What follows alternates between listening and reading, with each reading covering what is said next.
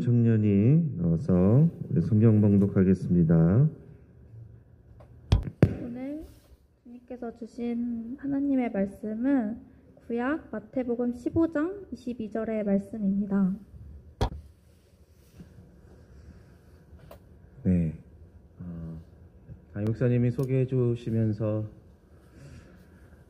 저녁 때 더 힘을 내야겠다라는 결단과 집을 더 자주 열어야겠다라는 생각을 또 해봅니다.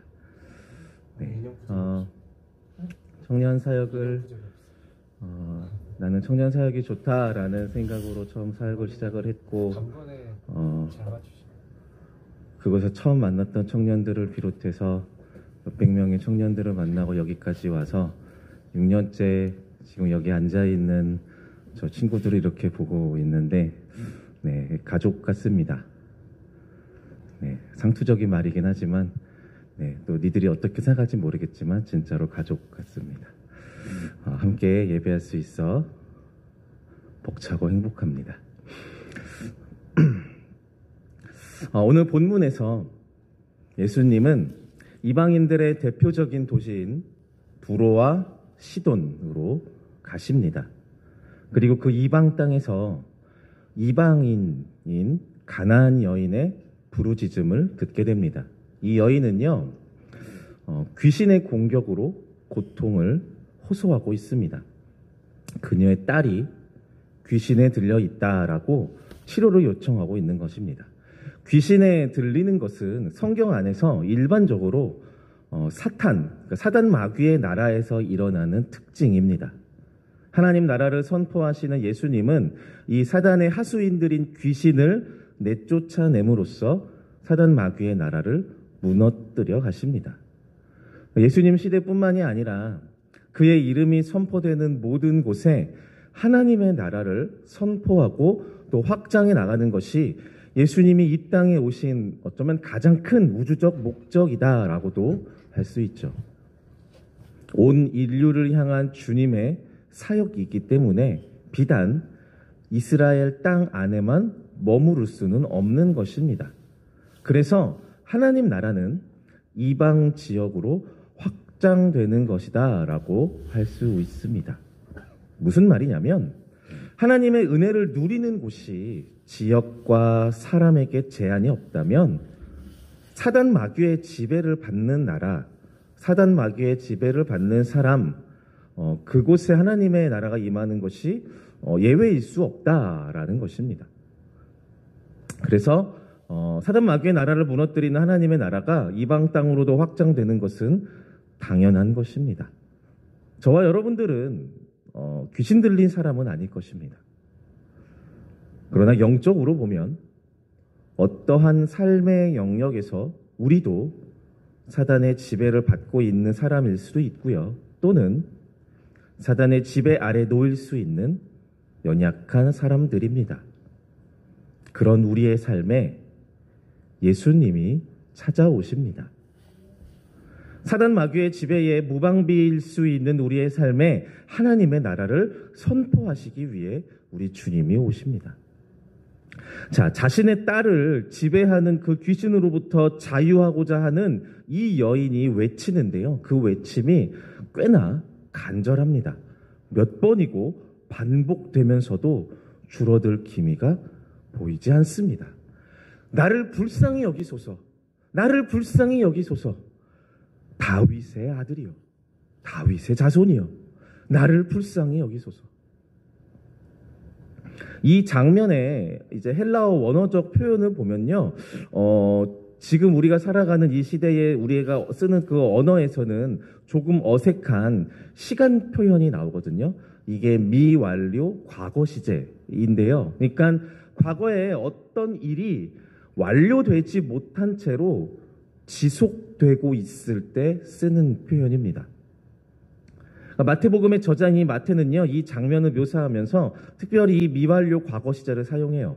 그러니까 지금 그녀의 이 외침이요, 나를 불쌍히 여겨주십시오, 우리를 불쌍히 여겨주십시오, 다윗의 자손이요 라고 하는 이 요청이 응답받지 못한 채로 꽤 오랫동안 지속되어 있음을 이 마태복음의 저자는 강조해서 쓰고 있는 거예요. 좀 적나라하게 말하면 그 외치는 대상이 예수님이거든요. 예수님은 그녀의 외침이 응답받지 못한 채로 꽤 오랫동안 내버려 두고 계신 겁니다. 그러자 제자들이 나서서 요청합니다. 이제 그만 저 여인을 고쳐달라? 아니요. 다른 곳으로 보내달라는 요청입니다. 제자들이 이러한 요청을 한 이유가 뭘까요? 간단합니다. 그녀는 가나안 여자, 이방 여인이기 때문입니다. 제자들의 말을 듣고 예수님이 이렇게 말씀하십니다.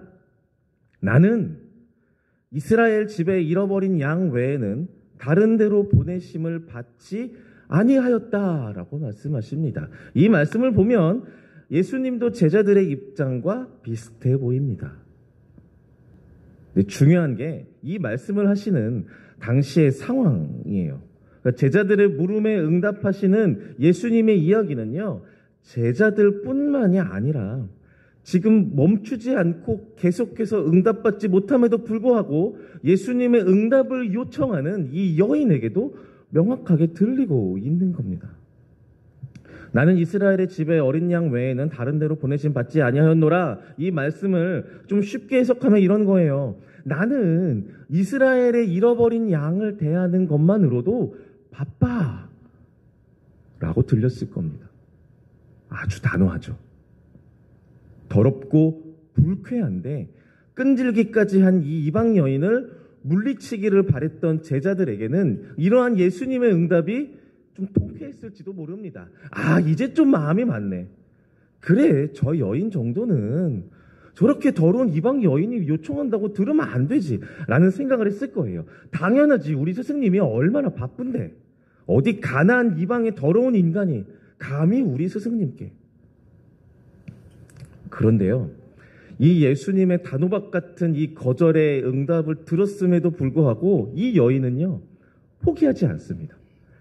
계속해서 또 외칩니다. 나를 불쌍히 여기소서. 다윗의 자손이여, 우리를 불쌍히 여겨주십시오. 다윗의 아들이여. 우리는 이 여인의 반복되는 이 문장을 주의 깊게 봐야 됩니다.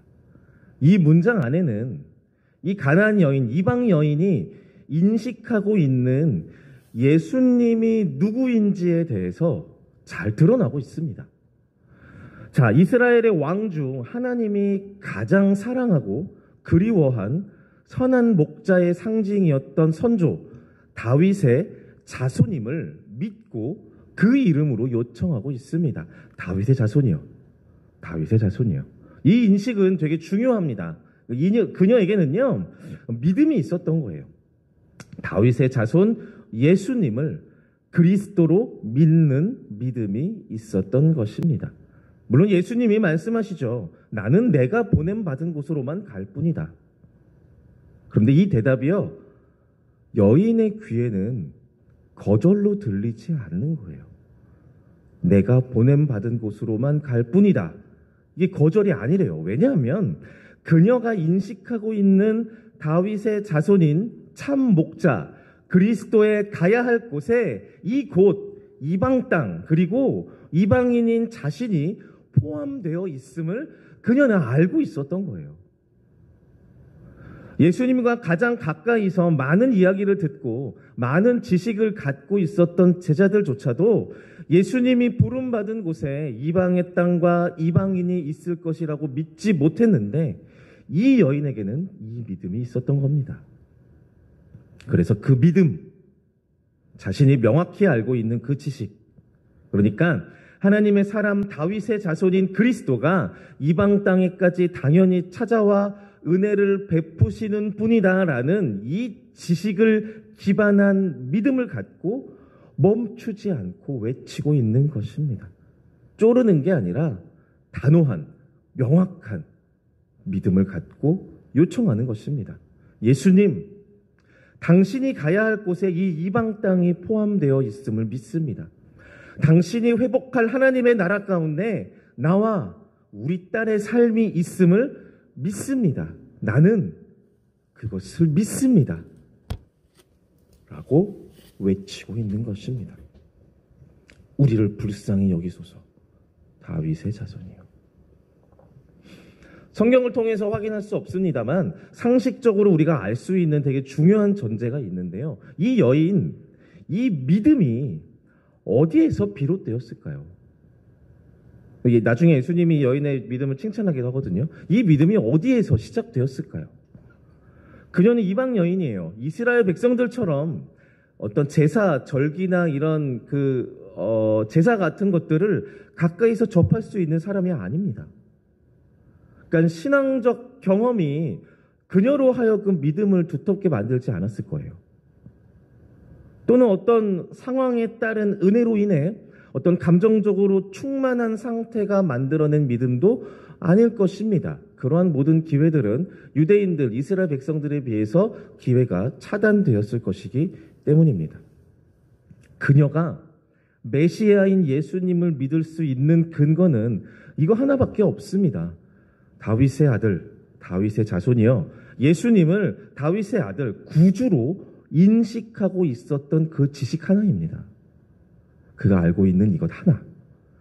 어디에서 비롯되었는지는 알 수는 없지만 예수님을 정확하게 알고 있는 그 지식이 그녀로 하여금 믿음을 만들어냈던 것입니다.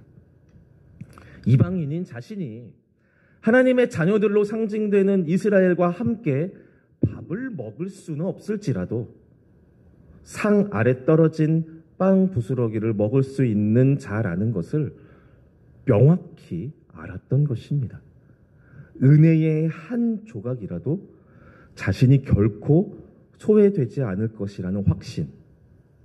이방인인 자신과 그녀의 딸이 하나님의 은혜의 끝자락에서 결코 외면되지 않을 것이다라는 이 믿음과 이 확신을 지식적으로 알고 있었던 것입니다.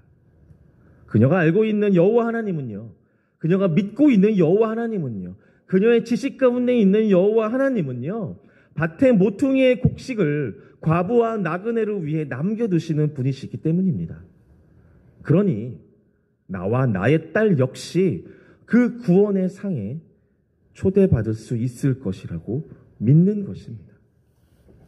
주님을 알고 있는 그 지식이 그녀로 하여금, 그리고 그녀의 딸로 하여금 구원을 누릴 수 있도록 해줄 것이라고 믿었던 것입니다.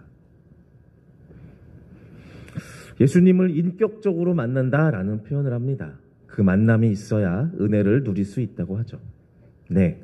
그런데 이 만남은요, 어떤 사람들에게는 휘몰아치는 감정의 동요와 어떠한 분위기 속에서 이루어지기도 하지만 어떤 사람들에게는 명확한 복음과 진리에 대한 지식을 통해 나타나기도 합니다.